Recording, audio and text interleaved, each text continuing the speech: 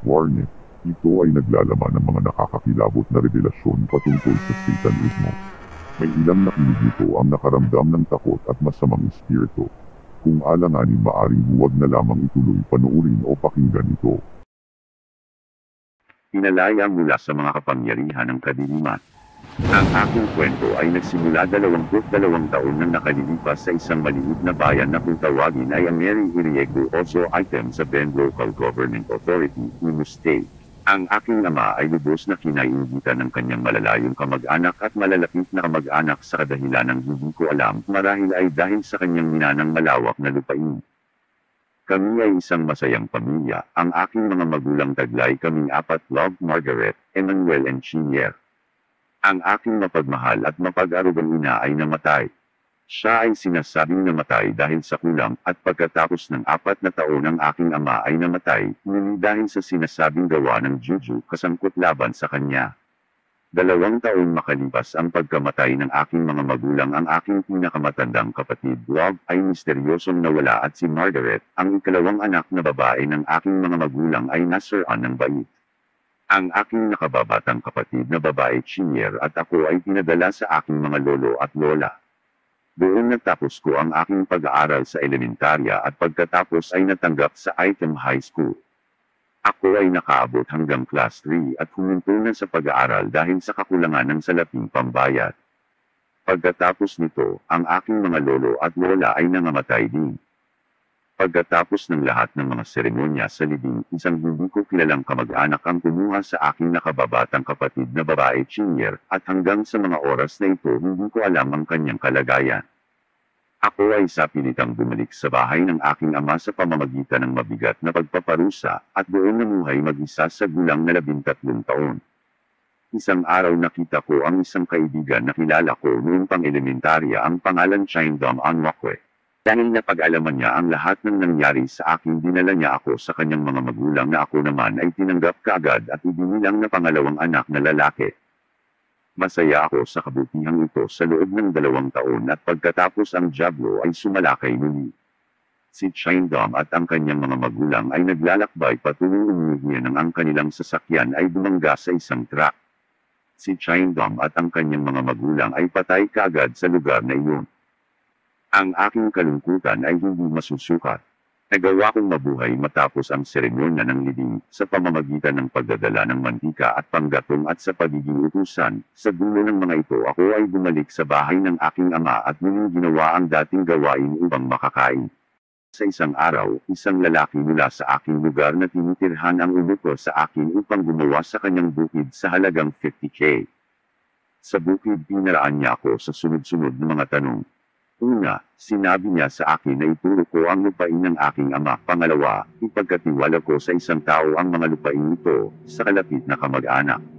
Ako ay tumutol sa lahat ng mga sinabi niya at siya ay nagalit. Sumbong ko siya na papatayin niya ako sa gubat. Inubis niya ako ng kanyang kutsilyo, subalit bilang mas bata lubha akong higit na matuling kaysa kanya at nahulog ako sa isang hukay na may lalim na 1.82 na metro at ito ay natatakpa ng mga damo. Pagkalipas ng ilang sandali ay tumigil na siya sa paghahanap. Ako ay gumapang palabas ng hukay sa pamamagitan ng ibang daan patungo sa bayan. Ibinalita ko sa mga matatanda sa aming lugar ang nangyari, subalit wala silang ginawang aksyon, kalimitang sinasapit ng mga ulila. Sa gitna ng lahat ng mga pagdurusa at pagpapakasakit na ito, dumating si Alice. Si Alice ay isang batang kakilala ko noong ako ay nasa elementarya pa. Siya ay matanda ng 5 taon sa akin at nagmula sa parehong baryo. Di kalaunan umalis si Alice patungo ako para sa kanyang sekundaryang pag-aaral at pinadalhan ako ng 12 ng liham ng pagmamahal. Ako ay 15 taong gulang at siya ay 20. Yamang alam ni Alice ang aking mga kinasapitan sa buhay, sinamantala niya ito. Ibinigay niya sa akin ang bilang ng kanyang tirahan kasama ang halagang N50 Naira, National Currency of Nigeria. Ito ay isang kayamanan para sa isang 15 taong gulang na bata na hindi pa kumita kailanman ng N2 sa isang araw. Sa Lagos ay ang tanging paraan ng aking pagtakas sa mga kaaway ng aking ama, pagtakas sa sarili kong mga kaaway, pagtakas sa gutom, at sa lahat ng aking mga problema, pagtakas. Umalis ako sa aming nayon dala ang pera, N50 at ang lugar ng tirahan na ibinigay sa akin ni Alice, pagtakas, kalayaan, kasiyahan at ang lahat ng mga bagay na kasama rito. Subalit makikita mo sa bandang huli na ito ay napakalayo sa mga inakala ko sa aking murang puso. Ako ay handang-handa na at sinabi sa aking sarili, ngayon alam ko na ako ay malaya.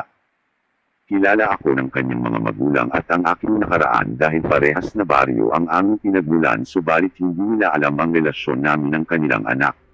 Ipinakilala ako ni Alice sa kanila bilang lalaki na pinili niyang pakasalan. Nagulat ang kanyang mga magulang, subalit matapos ang ilang usapan sa kanya, nagkasundo sa kondisyon na magpapatuloy muna ako sa aking pag-aaral. Tinanggihan ni Alice ang kanilang alok at nakiusap na payagan akong makisama sa kanyang sariling silid na inuupahan. Si Alice ay isang napakagandang babae. Sinabi niya sa akin na siya ay isang empleyado ng Standard Bank at gagawin niya akong mayaman at ibibigay sa akin ang lahat kong pangangailangan sa buhay na ito at sabi, basta tumira ka lang at magpakasaya. Ang una kong pakiramdam tungkol sa Lagos ay tunay matapos ang lahat. Ilang buwan ang nakalipas, ako ay nasa isang maliit na kubo sa isang maliit na baryo lamang na napapaligiran ng galit, kagutom at pagdurusa, at ngayon narito ako, namumuhay sa isang malaking lungsod. Ang dyablo ay walang libreng regalo. Anumang ang ibigay niya sa iyo ay isang kapalit ng iyong kaluluwa. Itong kalagayan ng kahalingan ay maiksi lamang, sapagkat matapos ang 3 buwan mga kakaibang mga bagay ang nangyari. Isang gabi, ako ay bumangon sa hating gabi at nakakita ko ang isang ahas o sawa sa tabi ko. Nais kong humiyaw, subalit hindi ko nagawa. May mga gabi, ako ay gumigising upang makita ang katawan ni Alice na nagkulay tubig tulad ng cellophane bag. May mga gabi, siya ay naglalaho at nagpapakitang muli. May mga gabi nakaririnig ako ng mga kakaibang mga ingay o sayawan sa silid tanggapan at iba pa. Pagpasyahan kong tanungin siya at ang una niyang reaksyon ay marahas at matinding babala. Sinabi niya, huwag mo na akong muling tanungin ang tanong na ito kung hindi babalingan kita. Mula noon ang aking buhay ay nanganib. Mas pinili ko pa ang mga pagdurusa ko sa baryo kaysa sa aking masaksihan. Ako'y naging takot sa kanya. 2 araw ang nakalipas at siya ay dumating na nakangiti, mga regalo at niyakap niya ako. Dinala niya ako sa isang bahay aliwan at doon pinaalala niya ang kanyang pangako na gagawin niya akong mayaman at iba pa. At sinabi sa akin, isang araw malalaman ng lahat ang alam ko. Muli kaming bumalik at nagpatuloy ang aming buhay na normal kagaya ng dati. Subalit papaano ako makatatakas at saan ako tatakas? Importanteng masabi rito na ang mga magulang ni Alice ay walang kaalam-alam na bagaman bata pa ang kanilang anak ay malalim nakasangkot sa occultismo, gawa ng kadiliman, at spiritualismo, pangkukulam, at tahasan niya akong binalaan, huwag silang sasabihan kung mahal ko pa ang aking buhay. May isip mo ba na ang isang 20 anyos na babae na magagawa ang lahat ng mga bagay na ito? Siya ay alagad ng dyablo. Isang nakapangingilabot na pagkatuklas. Isang araw, matapos siyang pumasok sa trabaho, nagpa siya kung siyasatin ang aming tirahan. Kahit siya ay bata pa, ang aming tirahan ay kumpleto sa kasangkapan. Siya ay mayroong 4 na refrigerator at sa pagbukas ko sa isa, nakita ko ang mga bungo ng tao, iba't ibang bahagi ng katawan ng tao mayroong sariwa at tuyo. Sa loob ng kisame ay mga kalansay. Sa isang sulok ng isa sa mga silid nakita ko, natuklasan ko kalaunan bilang 1,000 na silid, isang banga na puno ng dugo at isang maliit na puno sa gitna ng banga, isang kalabasa at isang pulang tela sa gilid nito. Ipinauubaya ko ang buhay ko kung ano man ang dumating, buhay o kamatayan, at tinitikon ko ang aking mga labi. Si Alice ay bumalik mula sa trabaho at paraan na pagtitig niya sa akin, alam ko kahit nasa opisina pa siya, alam niya ang ginawa ko sa loob ng bahay. Nang sumunod na araw, pinakiusapan niya akong sundan siya sa isang pagpupulong. Pumunta kami sa isang napakalaking gusali sa labas ng Lagos. Sa aming pagdating, ang gusali ay may bulwagan sa ilalim ng lupa. Ako ay sinabihan ni Alice na pumasok ng paatras. Ako'y sumunod at pumasok ng patalikod, ganun din ang kanyang ginawa. Ang bulwagan ay napakalaki, nagtataglay ng 500 na batang lalaki at Babae nakaupong pabilog, at nakaupo sa itaas nila ay isang lalaki na tanging ang ulo lamang ang nakikita, walang katawan, siya ang pinuno. Ilan sa mga kabataang ito ay mga mag-aaral o estudyante, mga di nakapagtapos, mga guro at iba pa. Pinindot ni Alice ang isang buton sa dingding at isang upuan ang lumabas mula sa sahig at ako'y naupo. At ganun din ang kanyang ginawa at isa pang upuan ang lumabas para sa kanya at siya ay naupo. Ipinakilala niya ako sa kapulungan bilang isang bagong kasapi at ako'y pinalakpakan at tinangkilik nila. Si Alice ay tinaas ng katungkulan dahil dito. Lahat ng kanilang pinag-usapan sa pagpupulong ay hindi ko maunawaan. At sa dulo nito habang kami ay papaalis, ako ay sinabihan na bumalik mag-isa sa susunod na araw, sabi ng pinuno. Ito ang aking unang pakikisalamuha sa mahiwaga o lihim na daigdig. Nang gabi rin yun, bandang 2:00 ng umaga, at ito ang kalimitang oras ng mga pagtitipon at mga mapanganib na lockery ng lahat ng mga puwersa ng kadiliman at ng kanilang mga elite force. Sabi niya, hindi ako pangkaraniwang tao. Ako ay kalahating tao at kalahating espiritu, subalit lamang ang espiritu. Ang nakita mo sa aking lihim na silid ay ang mga ginagamit ko sa aking mga pananalangin tuwing umaga, upang ang mga espiritu ay gabayan ako sa buong maghapon. Tungkol sa mga kalansay, sasabihin ko sa iyo sa susunod. Wala akong imag. Naglabas siya ng ilang mga libro tungkol sa mga misteryo ng daigdig upang aking basahin, at sa aking mapanuring isipan pinili kong basahin ang mga ito. Pagdakay nakita niya na ako ngayon ay talagang interesado. Lingid sa aking kaalaman, ipinadala niya ang aking pangalan sa isang lihim na lakyan o samahan sa India. Dahil ako ay sinabihan, ng sumunod na araw ako ay bumalik sa samahan o lakyan mag-isa at roon nakasama ko ang siyang pang-iba at ilang mga saksi. Kami ay tatatakan. Tinawag kami sa gitna ng bulwagan at ang mga sumusunod na bagay ay iginawad sa amin. Isang hinalong sangkap na parang galapong ang ipinahid sa aming mga katawan. Ito ay nagpapasa sa iyo bilang isang ganap na kasapi o miyembro. 2, isang tungga ng tila baga likidong langis ang ibinigay sa amin upang inumin. Ito ang nagpapabilang sa iyo upang maging isang ahente. 3, isang tila baga pulver na sangkap ang ipinahid sa aming mga ulo. Ito ay nagpapabilang sa iyo upang mapag-aralan ang kanilang mga lihim. Lingid din sa akin, ang panimulang seremonyang ito ay itinatala sa India at nang sumunod na araw nakatanggap ako ng sulat mula sa kanila. Sa sulat ako ay sinasabihan na dagtaan o pairan ang sulat ng aking sariling dugo at muli itong ibalik sa kanila sa pamamagitan ng paraan na kanilang sinabi, hindi sa koryo. Mula sa puntong ito, wala nang atrasan, ang pagtalikod ay nangangahulugang kamatayan tulad ng lagi nilang pinapaalala at alam ko na wala na akong pag-asa pa. Sinabi niya sa akin na mayroong importanteng seremonya na idaraos sa bahay. Sa bandang 2:00 ng umaga naglabas siya ng isang gumigapang na bata, isang babae, buhay. Sa harap ng aking mga mata, ginamit ni Alice ang kanyang mga daliri at dinukit palabas ang mga mata ng bata. Ang iyak ng bata ay nagpabasag sa aking puso. Pagkatapos nito pinatay niyang pira-piraso ang bata at ibinuhos pareho ang dugo at laman sa isang bandihado at sinabihan akong kumain. Ako ay tumanggi. Tinitigil niya akong mabuti at ang lumabas sa kanyang mga mata ay hindi kayang ipaliwanag sa sulat.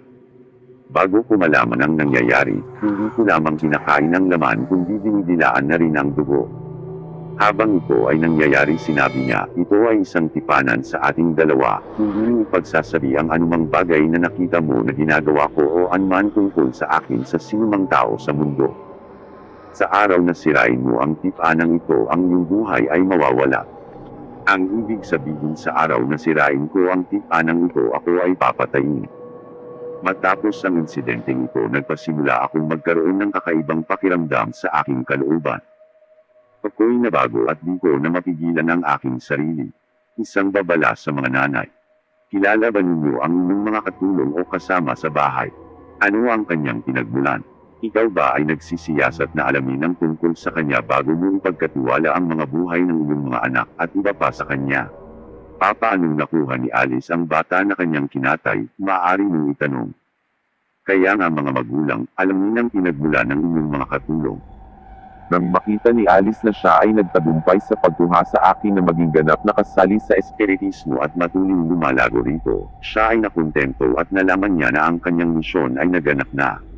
Nakakita siya ng isang magandang tirahan para sa akin, tinulungan niya akong lagyan ng kagamitan at pagkatapos nito ay pinutol ang aming relasyon bilang mag-asawa. Tipanan sa India. Ang Lapian o Samahan sa Delhi, India ay nagpadala ng ikalawang sulat na nagsasabi sa akin na pumunta sa India. Laman din ito ang mga bagay na dapat kong sundin, kumain ng dumi, kumain ng nabubulok na daga, at makipagtalik sa mga espiritu sa sementeryo sa gabi. Matapos kong ganapin ang mga nasa itaas, ako ay di na rin dapat pang makipagtalik sa kaninumang babae sa mundo. Nagpadala ako ng tugon sa kanilang lihan na nagsasabi sa kanila na wala akong visa at hindi ko rin alam kung papaano makarating sa India. Sa oras na ito nagpasimula akong gumawa ng negosyo.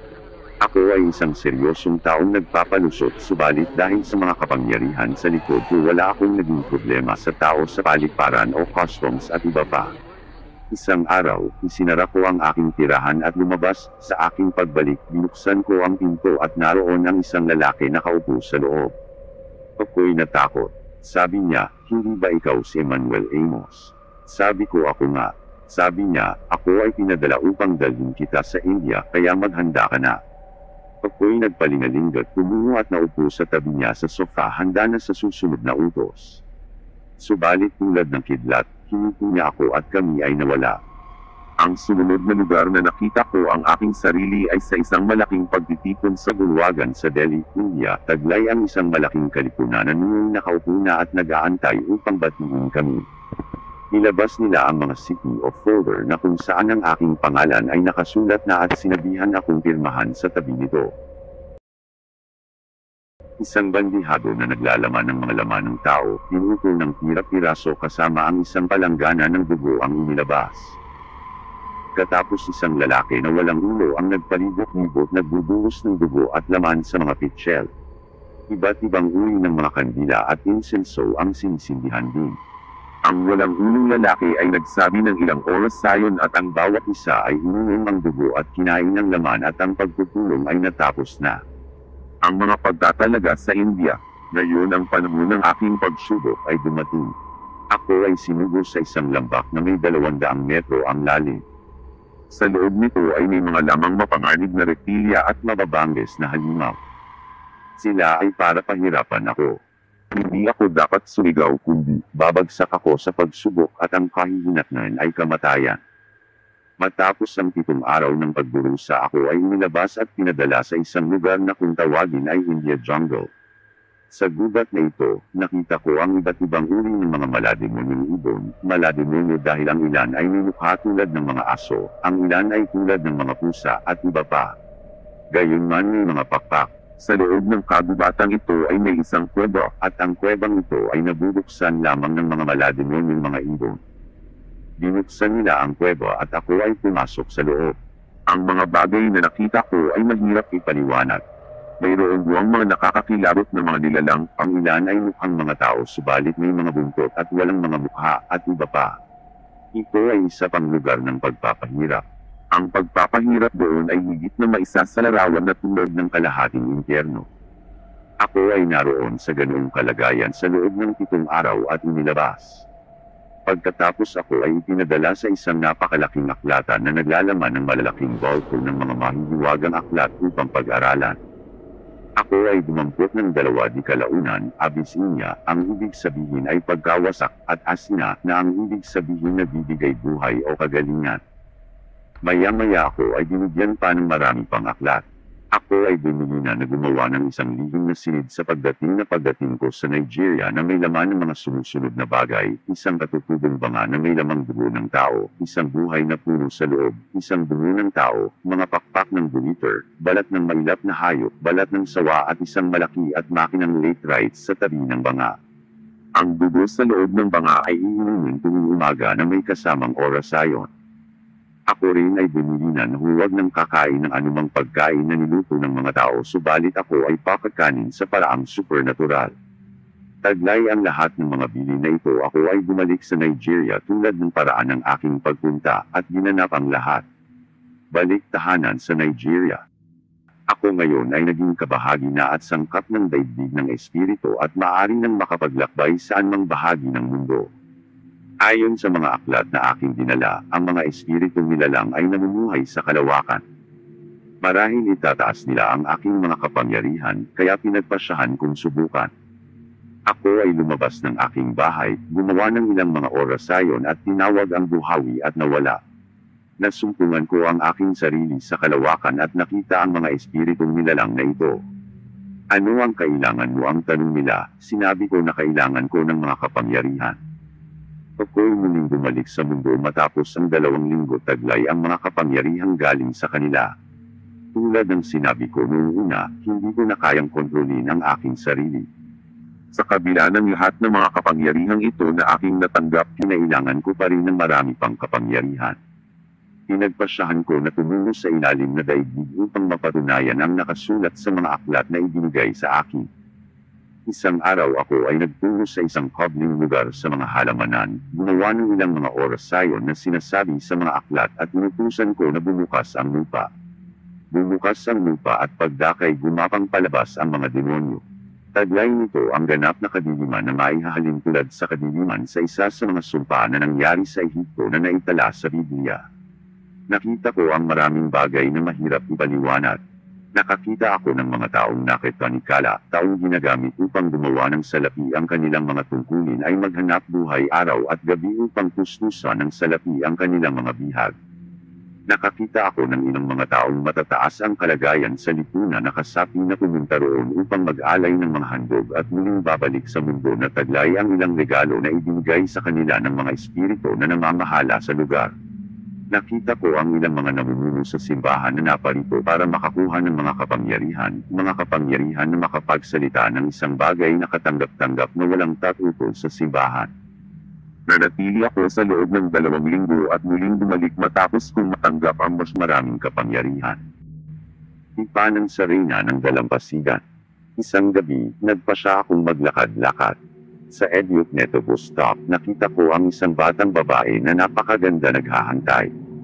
Wala akong sinabing anuman sa kanya. Nang sumunod na araw sa aking pagdaan, tinawag niya ako.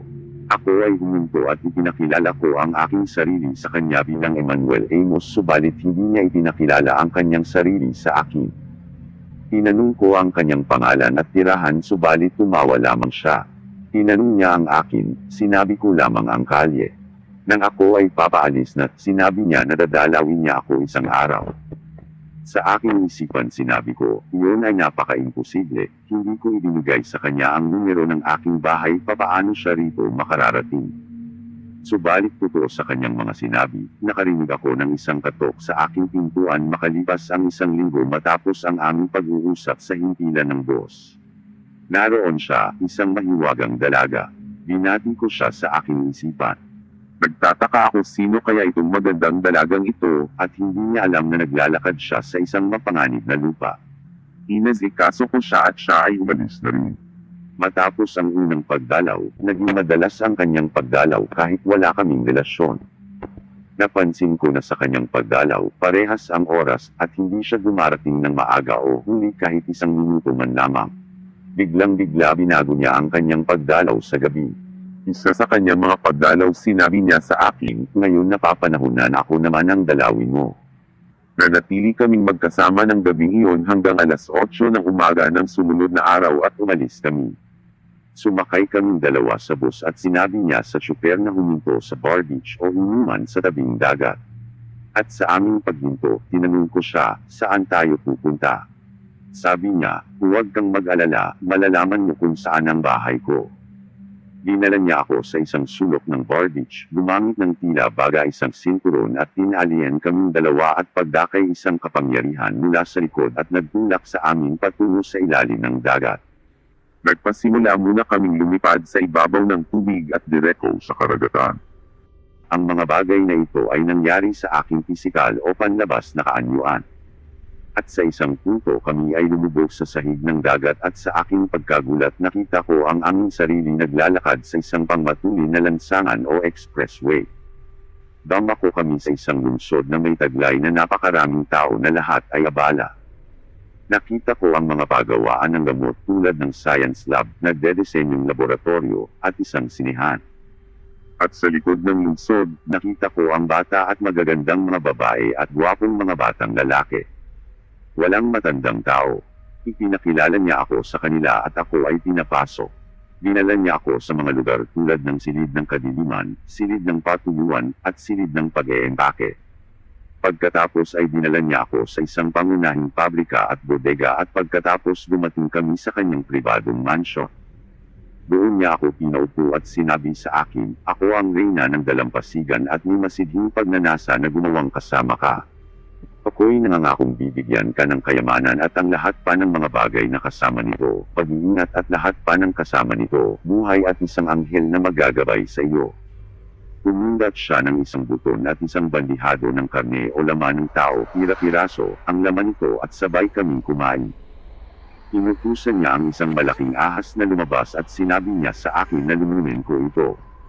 Nagpumilit siya subalit hindi ko kaya papaano ko mulululo ng isang buhay na sawa. Ginamit na niya ngayon ang kanyang mga kapangyarihan at nalululon ko ito. Ito ay 3 tipanan, ang laman ng tao at dugo, ang sawa at ang demonyong anghel ay laging naroon upang siguruhin na walang lihim ang nahahayag. Subalit ang anghel ay binigyan ng kapangyarihan upang ako ay disiplinahin kung ako ay naliligaw at upang ako ay dalhan ng pagkain mula sa dagat anumang oras na ako ay narito sa mundo. Nangako ako na lagi ko siyang susundin. Matapos ang pangako nito, dinala niya ako sa iba pang bahagi ng karagatan. Sa oras na ito ay isang isla. Mayroon dong mga puno at bawat isa sa mga puno ito ay may kanya-kanyang katungkulan. Puno para pang lason, puno para pang patay, puno para pang kulang at puno para sa kagalingan. Binigyan niya ako ng mga kapangyarihan na magbago sa lahat ng uri ng mga hayop na pangdagat, hippopotamus, sawa at buwaya at pagkatapos siya ay nawala. Nanatili ako sa ilalim ng dagat sa loob ng 1 linggo at sa pamamagitan ng isang kaparaanan, isang buwaya, binanggit sa itaas ako ay bumalik sa daigdig. Ang laboratorio sa ilalim ng daigdig. Nanatili ako sa lagos sa loob ng 1 linggo at muling bumalik sa dagat, sa pagkakataong ito ay 2 buwan. Ako ay pumasok sa laboratorio na pangsyensya upang makita kung ano ang nangyayari. Nakita ko ang mga doktor sa pag-iisip at mga siyentipiko lahat ay gumagawa ng dibdiban. Ang gawa ng mga siyentipikong ito ay magdisenyo ng magagandang mga bagay tulad ng mamahaling sasakyan, etc. Makabagong mga sandata at upang tuklasin ang hiwaga ng mundo nito. Kung maaaring malaman ang haligi ng mundo ay makakamtan nila, subalit salamat sa Diyos, tanging ang Diyos lamang ang nakakaalam. Ako ay nagtungo sa loob ng silid na pagdedesenyo at doon nakita ko ang maraming halimbawa ng tela, mga pabango at iba't ibang uri ng cosmetic o pampaganda. Ang lahat ng mga bagay na ito ayon kay Lucifer ay upang magulo o mawala ang atensyon ng tao mula sa Diyos na makapangyarihan sa lahat. Nakita ko rin ang iba't ibang disenyo ng mga electronics, computers at mga alarma. Mayroon din dong isang kung saan mula roon nalalaman nila kung sino-sino ang mga born-again Christian sa mundo. Doon makikita mo at mapagkakakilanlan ang mga dumidalo lamang sa simbahan at sila na talagang tunay na mga Kristiyano. Pagkatapos ako'y nagtungo mula sa laboratorio patungo sa madilim na silid at silid na patuyuan. Sa madilim na silid ay ang lugar na kung saan pinapatay nila ang mga masuwe na kasapi.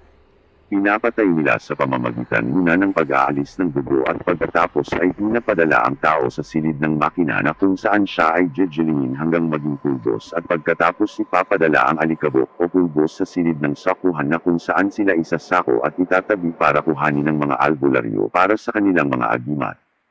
Mayroon pang maraming mga bagay na lubhang mahirap ipaliwanag sa sulat. Sa kabila ng lahat ng mga kapangyarihang taglay ko, hindi pa rin ako karapat-dapat na humarap kay Lucifer, subalit karapat-dapat lamang na kanyang ahente o alagad. Sa kabila ng lahat ako ay kontento na rin ako ngayon ay may mga kapangyarihan at kayang harapin, labanan at wasakin ang mga bagay sa aking kagustuhan. Sa aking pagbabalik sa Lagos, nagpatuloy ako sa aking negosyo at pagkatapos ng 2 linggo ako ay muling bumalik sa dagat. Ang reyna ng dalampasigan o Pampang ay binigyan ako na tinawag niyang kanyang unang takda. Dapat akong magtungo sa aking baryo at patayin ang aking tiyuhin, isang tanyag makapangyarihang albularyo na responsable, ayon sa kanya, sa kamatayan ng aking mga magulang. Ako'y sumunod at humayo subalit hindi pa ako nakapapatay kailanman, wala akong lakas ng loob na patayin siya, kaya winasak ko na lang ang kanyang mga gamot at ginawa siyang walang kapangyarihan. Ang dulot ng ganitong pangyayari na wala ang lahat ng kanyang mga parokyano hanggang sa mga araw na ito. Ako'y bumalik upang magbigay ulat sa aking takda subalit siya ay galit na galit sa akin. Sinabi niya na ang kabayaran ng aking pagsuway sa kanyang mga utos ay kamatayan, subalit dahil sa kanyang pagmamahal sa akin, muli niya akong pababalaykan sa aming baryo upang pumatay ng 2 matatanda na kung saan sinabi niya na tumulong upang patayin ang aking mga magulang. Kung ito man ay parusa sa aking pagsuway sa kanya o hindi, ay hindi ko na alam. Ganun pa man, ako'y sumunod at muling bumalik sa aming baryo at nagawang patayin ang mga lalaking ito at pinadala ang kanilang dugo sa kanya. Aking pakikipagharap kay Satanas. Di naglaon ako'y bumalik sa Lagos. Isang araw, isang babae nagngangalang Nina ay dumating sa akin. Siya ay napakagandang batang babae subalit kalimitang namumuhay sa karagatan, sa ilalim ng dagat na spiritual na daigdig. Siya ay isang masugid na alagad ng reyna ng Pampang at napakasama. Kinamumungin niya ng lubos ang mga Kristiyano sa kaibuturan ng kanyang pagkatao at handang gawin lahat upang labanan ang Kristyanismo. Una ko siyang nakatagpo sa isang dalaw ko sa dagat. Umalis kaagad kami at sa pagsapit doon na pag-alaman ko ang aming pagpupulong ni Lucifer. Kami ng mga sumusunod na utos, labanan ang mga mananampalataya at huwag ang di mananampalataya, sapagkat ang mga di mananampalataya ay sa kanya ng pag-aari. Isa sa amin ay nagtanong bakit.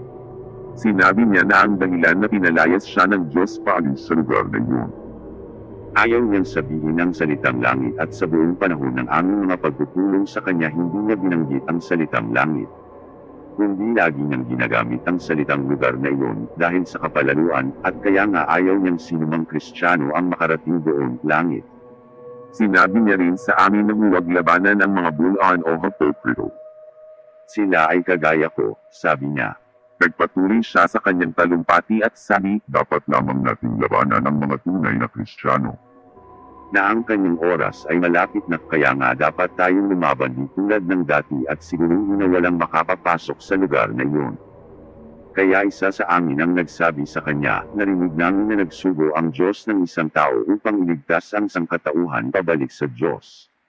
Nagtanong ngayon si Satanas, sino yun?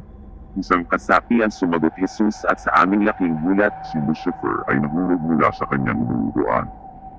Sinigawan niya ang tao at binalaan siyang huwag na muling babanggitan ang pangalang iyon sa anumang pagpupulong namin kung mahal pa niya ang kanyang buhay. Tutuunan sa pangalan ni Jesus ang bawat tuhod ay lumuhod kasama si Satanas. Matapos ang insidenteng ito, pinalakas niya ang aming loob at sinabi sa amin na huwag intindihin ang mga Kristiyanong ito, na siya si Lucifer di kalaunan ay maghahari sa buong mundo at ibibigay sa amin, kanyang mga alagad, isang mas mainam na lugar upang hindi na kami magdurusa kasama ng iba pa sa mundo at gagawin niya kaming mga tagapamahala. Nagpatuloy siya na yamang ibig ng tao ang mga magagarbo at magagarang mga bagay, ipagpapatuloy niya ang paggawa ng mga bagay na ito at sisiguruhin na ang tao ay wala ng oras para sa kanyang Diyos at gagamitin niya ang mga sumusunod upang wasakin ang mga mananampalataya. 1. Salapi. 2. Kayamanan. 3. Babae. At sa dulo ng kanyang talumpati tinapos niya ang tulong. Ito ang una kong pakikipagtulong kay Satanas. Ilang pangtulad nito ang sumunod. Habang kami ay papaalis, ang reyna ng Pampang na ngayon ay nagpakita sa ibang mga anyo, ay inimbitahan ako sa kanyang mansyon. Ipinasok niya sa buto ng 2 kong binti ang mga abo ng tao at iba pang mga bagay, isang bato, hindi pangkaraniwang bato, sa aking daliri at iba pang bagay sa loob ng buto ng aking kanang kamay. Bawat isa sa mga bagay na ito ay mayroong tungkuling gaganapin. Ang bato sa aking daliri ay upang malaman ang iniisip ng sinuman laban sa akin. Ang isa sa aking kanang kamay ay upang palakasin ako upang mangwasak at ang ilan sa aking mga binti ay upang ako ay lalo pang tumibay at lalo pang maging mapanganib at upang ako rin ay pagpalit anyo bilang isang babae, hayop, ibon, pusa, at iba pa. Dinala niya ako sa isa sa mga laboratorio at binigyan ako ng telescope, isang TV, at isang video. Ang mga bagay na ito ay hindi pangkaraniwan subalit upang gamitin upang manmanan ang mga born-again Christians at ang mga mananampalataya sa loob ng simbahan. Bilang panghuli, binigyan niya ako ng 16 na babae upang gumawa bilang aking mga alagad. Ako'y muling bumalik sa Lagos Armado ng mga retsalong binanggit sa itaas. Binago bilang alagad ni Satanas. Wala na akong damdaming tao, walang awa sa aking puso ang nanatili. Nagtungo ako agad sa aking misyon at winasak ang 5 bahay sa isang iglap. Lahat sila ay lumubog sa loob ng lupa kasama ang mga nakatira. Ito ay nangyari sa Lagos noong Agosto taong 1982. Maraming pagkawasak ang nangyayari sa mundo ngayon na hindi gawa ng tao. ang tungkulin ng dyablo ay magnakaw, pumatay at mangwasak. Sinasabi kong muli, si Satanas ay walang libreng regalo. Pumayo ako upang lumikha ng mga aksidente sa mga lansangan at iba pa. Isang kaso na nais kong ikwento ay ang tungkol sa isang batang bagong tanggap na humahayo upang magpatotoo tungkol sa kanyang kaligtasan at kalayaan. Nagdudulot siya ng maraming kasakitan sa daigdig ng espiritu dahil sa bagay na ito, kaya pinlano ko ang isang aksidente para sa kanya. Isang araw naroon siya sa isang mamahaling bus patungong Lagos. Mayroon siyang isang tipanan na kung saan siya ay magbibigay ng kanyang patuto. Nang ang bus ay nasa matulin, itinggit ko ito palabas ng kalsada at ito ay sumunod at bumangga sa isang puno. Lahat ng pasahero ay namatay maliban dito sa isang batang bagong tanggap. Ang kanyang pagtakas ay mahimala dahil lumabas siya sa likurang bahagi ng bus at nagsisigaw, "Ligtas ako! Ligtas ako!" Sinikap naming pigilan siya sa pagpapatotoo subalit nabigo kami. Sa pamamagitan ng TV, malalaman namin na ang isang tao ay bagong nagsisi at tutugisin namin siya ng tahasan upang makita namin kung kaya namin siyang patalikurin. Kung sa loob ng 6 buwan, Hindi kami nagtagumpay, pupunta kami sa kanyang negosyo at gagawin namin itong lodge. Kung siya ay isang lingkod ng pamahalaan, sisikilan namin siya sa pamamagitan ng kanyang amo o bossing at kung maaari ay tanggalin siya sa kanyang kalagayan o pwesto. Kung sa lahat ng mga bagay na ito ay ayaw niyang tumalikod sa pananampalataya, doon titigilan na namin siya. Subalit kung siya ay tumalikod, siya ay papatayin upang tiyaking hindi na siya magkakaroon ng ikalawang pagkakataon upang magsisi. Nang wasak ako ng mga buhay sa kasukbulan na lubhang natuwa si Lucifer sa akin at ginawa akong tagapanguna ng mga mangkukulam. Isang buwan matapos ako maging tagapanguna, isang pagpupulong ang ipinatawag. Dumalo kami sa pagpupulong na iyon bilang mga ibon, mga pusa at mga ahas. ang mga nilalang na ito ay ginagamit sa mga sumusunod na kadahilanan. Isa, ang magayong mga ibon ay nagdudulot ng higit na panganib ang mga mangkukulam. 2, ang maganyong mga pusa ay nakapagdudulot ng kakayanang abutin ng mga mangkukulam pareho ang mga espiritu at mga tao. 3, ang maganyong mga daga ay nagdudulot sa mga mangkukulam na makapasok sa isang bahay na napakadali. Pagkatapos sa gabi maging isang anino, at pagkatapos bilang tao at siksipin ang dugo ng biktima. Sa pulong na ito, isa lamang ang aming agenda, ang mga Kristiyano. Pagkatapos nagtakda nga kami ng isang African Wizard, mangkukulam na lalaki conference sa Benin City noong 1983. Nilathala namin ito sa lahat ng mga pahayagan at lahat ng pampublikong anunsyo. Lahat ng mga puwersa ng kadiliman ay ipinagala at kami ay talagang panatag na walang anumang haadlang sa pulong na ito. Sa katunayan, ang lahat ay mabuting na isaplano at walang anumang bagay na papalpak. Biglang-bigla, Ang mga Kristiyano sa Nigeria ay nagdaos ng mga pananalangin at pagpupuri sa kanilang Diyos at lahat ng aming mga plano ay nadurog. Hindi lamang ang aming mga plano ang nadurog, subalit mayroon din malubhang kaguluhan sa kaharian ng kadiliman. ang pulong ng mga mangkukulam na lalaki at babae ay hindi maaaring gawin sa Nigeria. Dapat tandaan ng mga Kristiyano na sa oras na sila ay talagang magpasimulang magpuri sa Panginoong Diyos na makapangyarihan sa lahat, nagkakaroon ng kaguluhan at di pagkakaunawaan kapwa sa dagat at sa himpapawid, at ang mga alagad ni Satanas ay mawawalan ng lugar na mapagpapahingahan. Ang panalangin ay tulad ng paghahagis ng isang bomba sa aming kalagitnaan at ang bawat isa ay magsisitakas para sa kanyang buhay. Kung mauunawaan lamang ng mga Kristiyano at gamitin ang kapangyarihan at kapamahalaan na ibinigay ng Diyos sa kanila, sila ang magmamanyever ng mga kaganapan sa kanilang bansa. Tanging ang mga Kristiyano lamang ang makapagliligtas ng ating bansa. Matapos na mabago ang pagpupulong na ito, na naidaos na lamang sa South Africa, ako ay ipinatawag muli sa karagatan. Nang ako ay dumating, sinabi sa akin sa pagkakataong iyon na gagawin ko ang karagatan na aking tahanan at dadalaw na lamang sa daigdig sa mga mahihirap na operasyon. Ako ay binigyan ng isang bagong takda o assignment, maimbento ng mga agimat para sa mga lokal na albularyo, tagapamahala sa control room at tagapagpadala ng mga regalo, pagbubukas ng puting kasuotan ng mga simbahan, bahay panalanginan, pagbubukas ng mga bahay panganakan, pagbubukas ng mga tindahan at gagawing masagana sila, pagbibigay ng mga anak at salapi. Pagbubukas ng puting kasuotan ng mga simbahan o church. Kapag ang isang tao ay lumapit sa amin para sa tulong sa pagtatayo ng isang bahay panalangin at tulungan siyang gumanap sa panggagamot at iba pa, siya ay bibigyan ng ilang mga kondisyon. A. Siya ay dapat sumang-ayon na magbigay sa amin ng 1 o 2 kaluluwa kada taon. B. Sa isang bahagi ng level sa opisina sa simbahan ng tao ay ihahandog para sa aming kalipunan. C.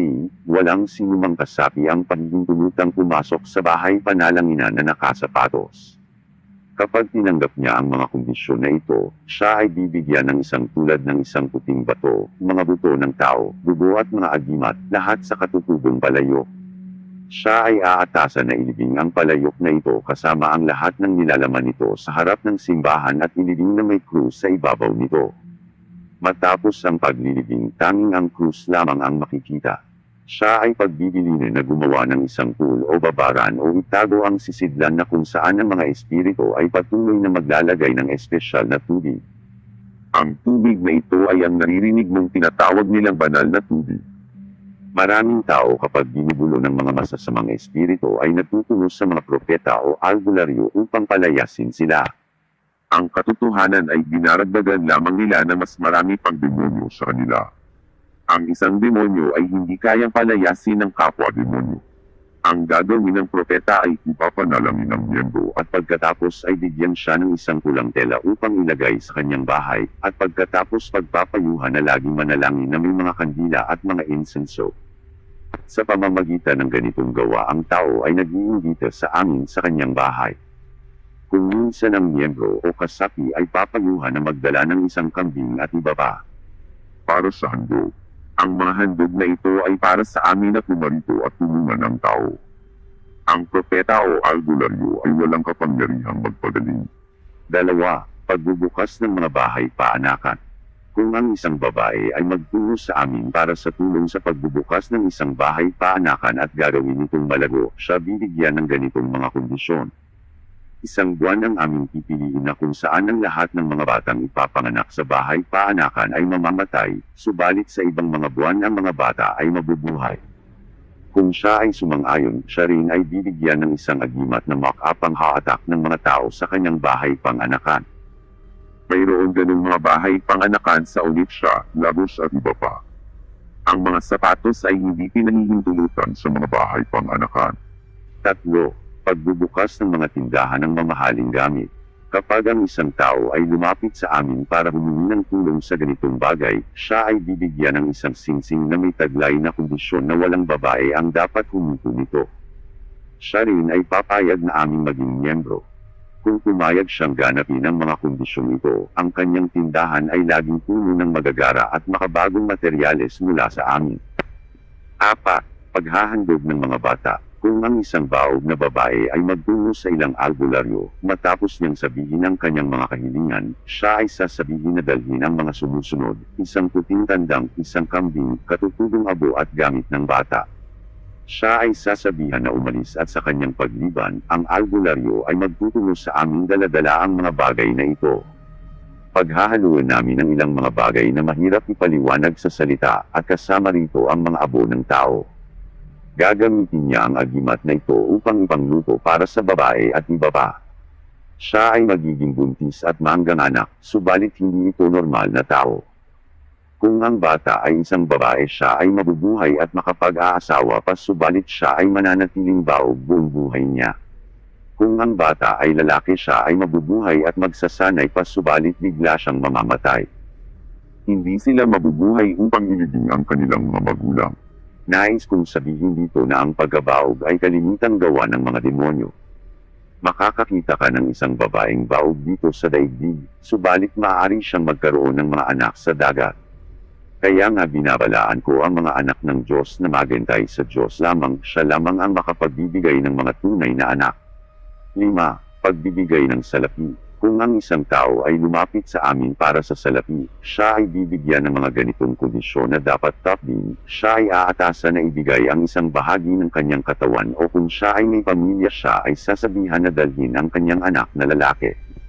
Kung binata, siya ay aatasang dalhin ang kanyang nagkatetanang kapatid na lalaki o nakababata. Sino man ang kanyang pagpasyahang dalhin, kinakailangan na ito nanggaling sa iisang sinapupunan lamang.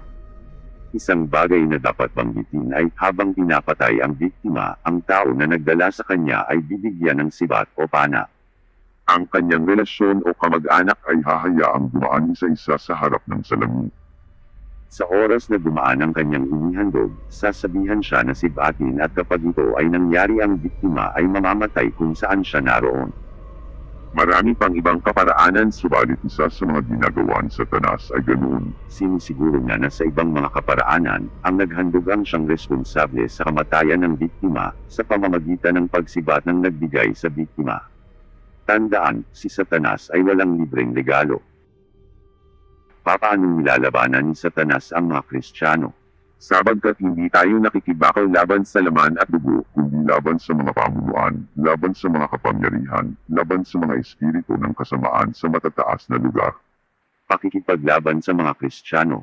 Matapos ang utos ni Lucifer na labanan ang mga Kristiyano, kami nga ay nanggaupo at pinlano ang aming mga gagawin sa pakikipaglaban sa kanila sa mga sumusunod. 1. Pagdulot ng mga karamdaman. 2. Pagdulot ng pagkabao. 3. Pagdulot ng pagkantok sa loob ng kalipunan ng mga mananampalataya o church. 4. Pagdulot ng kaguluhan sa loob ng kalipunan ng mga mananampalataya o church. 5. Pagdulot ng panlalamig sa kalipunan ng mga mananampalataya o church. 6. Ginagawang ignorante o mangmang ang mga mananampalataya sa salita ng Diyos. 7. Sa pamamagitan ng kausuhan at paggaya sa mga layaw ng laman. 8. Paglaban sa kanila ng harapan. Sa lahat ng nasa itaas, nais kong ipaliwanag ang dalawa. 1. Labanang pisikal. Sa pamamagitan ng TV na ibinigay sa akin, nakikita ko ang mga born-again Christians.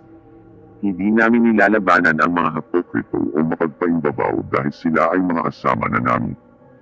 Ipinapadala na namin una ang aming mga babae sa malalaking mga simbahan.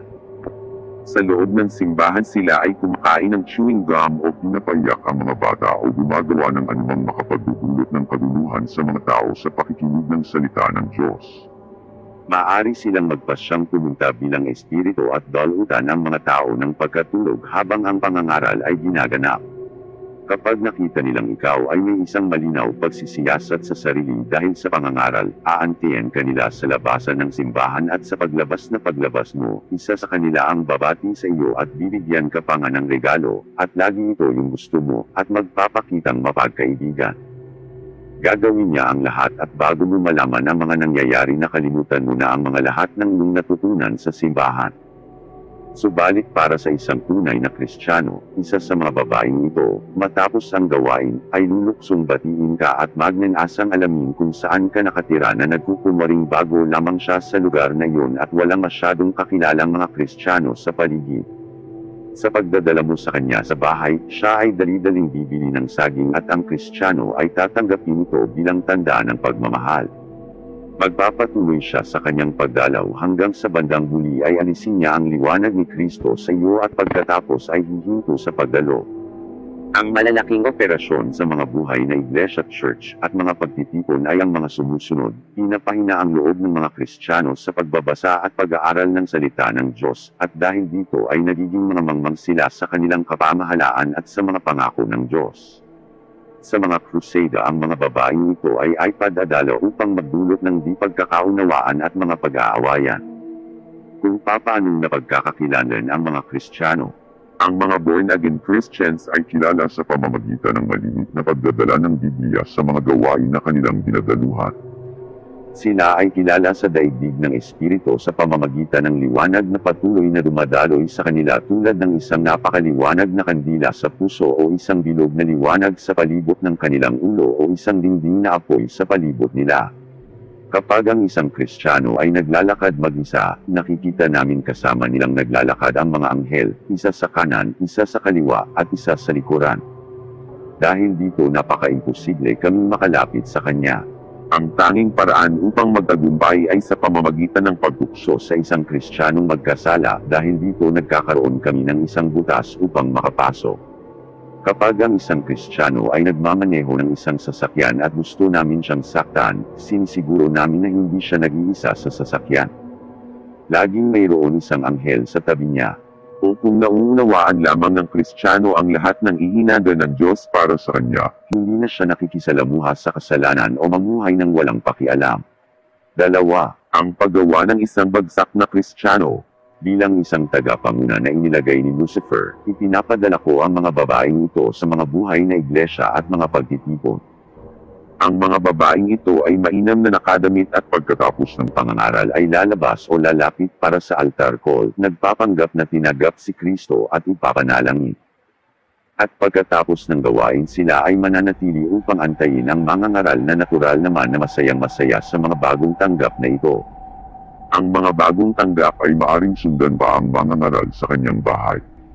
Kung ang mga ngaral ay walang espiritu ng pagkakilanlan sa mga espiritu, aakitin siya sa pagkakasala ng pakikiapid o pangangalunya. Ito ay nangyayari sa oras na hanggan niya ito ng may pagnanasa.